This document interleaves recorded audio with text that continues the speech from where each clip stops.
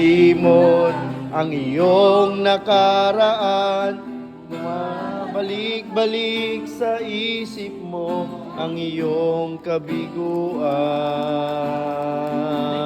Hayaan mo na lamang bang gapusin ka ng kahapon at di nagagawa ng paraan upang makaahon, pagkat sa'yo ang